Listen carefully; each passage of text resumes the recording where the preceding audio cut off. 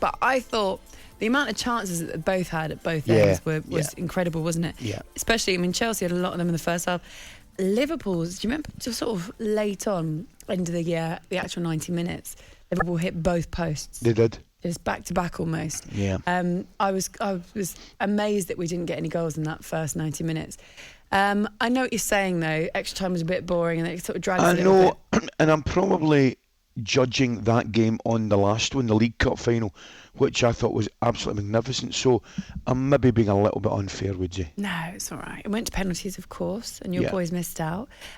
Just give us your thoughts, Ali, on another, that's what, third FA Cup final defeat in a row. Carabao Cup final in there, squeezed between somewhere. Yeah, I have to say I really felt for them, actually. So did I. Listen, we've said it 100 times, would you? Penalties it's brilliant. They're a brilliant way to win a cup, and they're a horrendous way to lose a cup final. But that's just the way it is. That's the way it's been for years and years and years, and that's the way it'll continue to be. So, it can become a little bit of a lottery when it comes to penalties. It's just your luck sometimes. But no, I agree with you. I probably thought.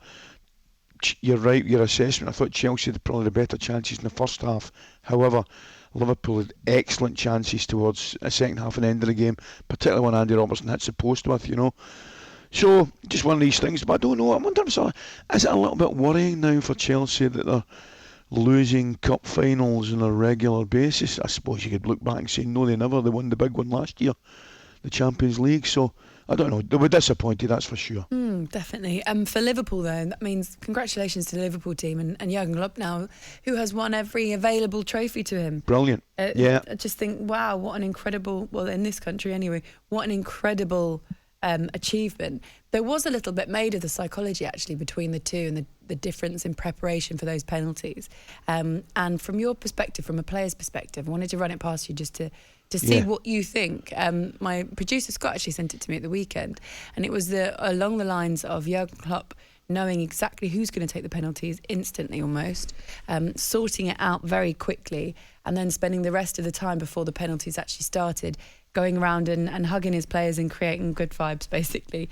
Thomas Tuchel, by the time Jurgen Klopp had already arranged all of that, was still in the middle of the huddle looking at his notes.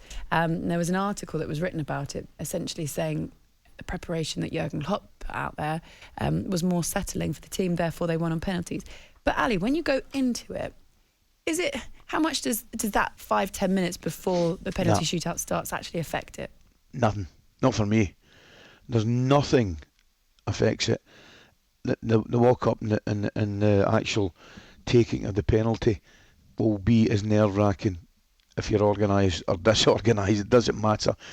And I disagree actually with our producer Scott, because he didn't write it.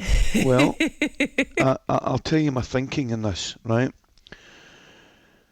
It's all very fit and well having five.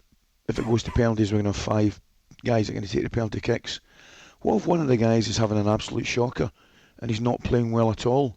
The correct thing to do is for him to put his hand up and say, guys, I'm having one here and my confidence is all over the place.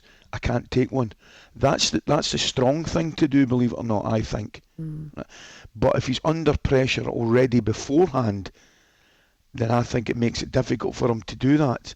Whereas if you've got, say, look, if it goes to penalties, I'm guessing there was 7, 8, 9 willing to take it.